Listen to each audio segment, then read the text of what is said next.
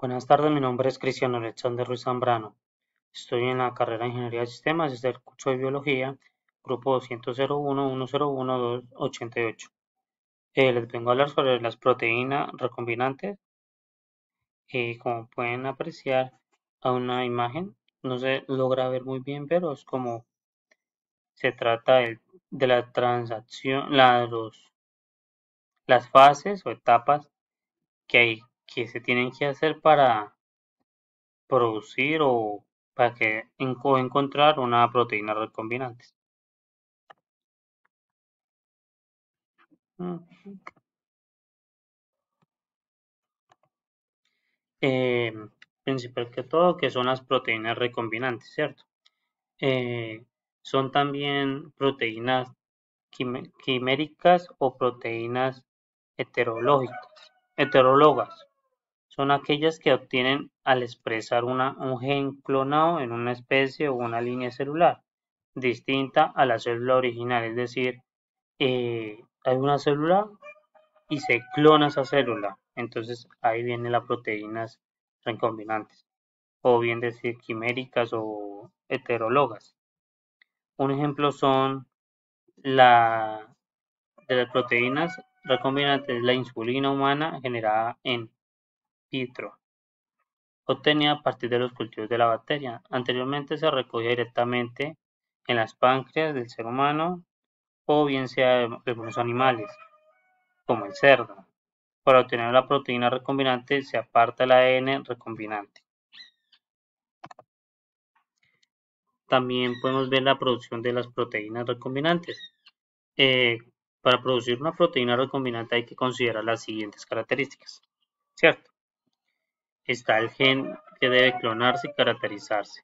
O sea, se clona, pero debe tener una cierta característica para que se pueda clonar. Está el gen subclonarse en un vector de expresión adecuado, para luego transferirse a la célula donde se va a expresar. Entre esos vectores podemos señalar el virus, plásmidos cósmicos o JAKs. Son diferentes tipos de células donde podemos transferir o clonar estas células y para encontrar más proteínas recombinantes. Para que la proteína generada sea terapéuticamente útil, o sea, que el ser humano la pueda utilizar, la proteína debe retener una funcionalidad biológica y debe existir pruebas para comprobar la funcionalidad y biocompatibilidad del producto. Prácticamente al momento de adquirirla o haciendo un estudio se debe saber si es viable la extracción de esta proteína para utilizarla en en otros procesos quirúrgicos o bien sea innovadores. Algunos ejemplos de las proteínas son la somatostaína, que es una hormona de crecimiento formada por 14 aminoácidos. Fue la primera proteína recombinante producida en bacteria. Se le denomina también como E. coli. Ese supuso un avance científico en el campo de la proteína recombinante, pero un fracaso económico dado que los casos en los que se requiere una aplicación son muy limitados y escasos. O sea, nos quiere decir que eh, es muy difícil encontrar o adquirir en una persona o esta proteína.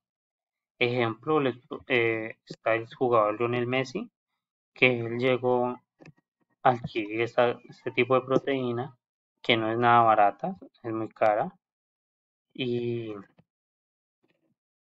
para el crecimiento, porque él padecía un problema que no lo dejaba crecer y le funcionó, llegó a aumentar más de, si no estoy mal, más de 12 centímetros durante su tratamiento que siempre duró mucho. La otra es la insulina. En el mundo existen 170 millones de diabéticos, que es una enfermedad muy usual.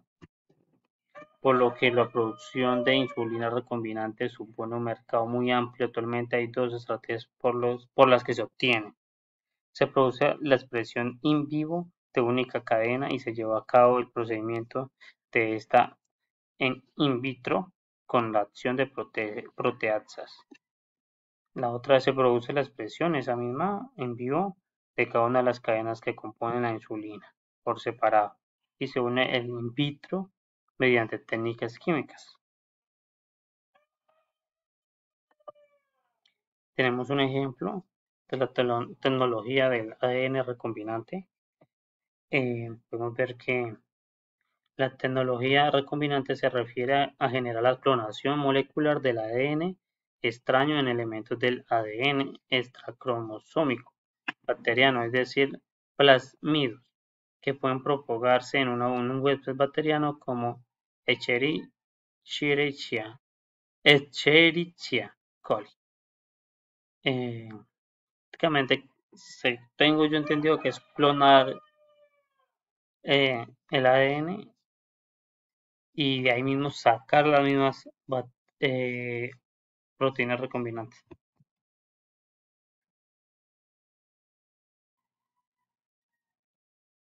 Como podemos ver, acá hay unos tipos de aplicaciones de esas proteínas, como es en la investigación de los científicos o para la industria farmacéutica, que son los medicamentos como para crecer, esos diferentes tipos. También se puede utilizar en los cultivos como resistencia al cultivo, los pesticidas, en el mar también para las bacterias usadas para remover metales pesados y en algunos alimentos va esta proteína. Podemos apreciar que la tecnología recombinante te ha dado como resultado la generación de más de 140 proteínas terapéuticas. Se ayuda mucho a lo que es solucionar eh, problemas terapéuticos. Podemos aquí apreciar el plasmido recombinante insertado en una bacteria.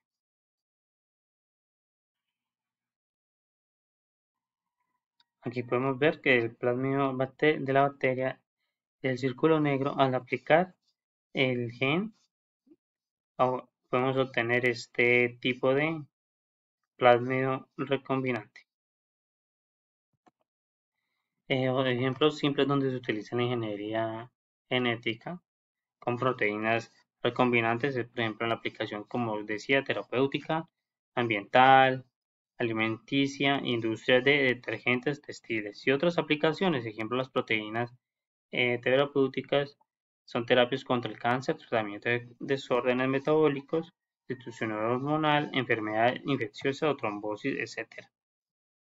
En las ambientales, por ejemplo, están las enzimas como oxigenasas, las casas de peroxidasas para el tratamiento de la contaminación del ambiente, contaminantes del ambiente. En alimenticias están en las enzimas para la estabilidad del pan con en la glucanotransferasa ciclodestrina para la producción del queso usando la renina, etc.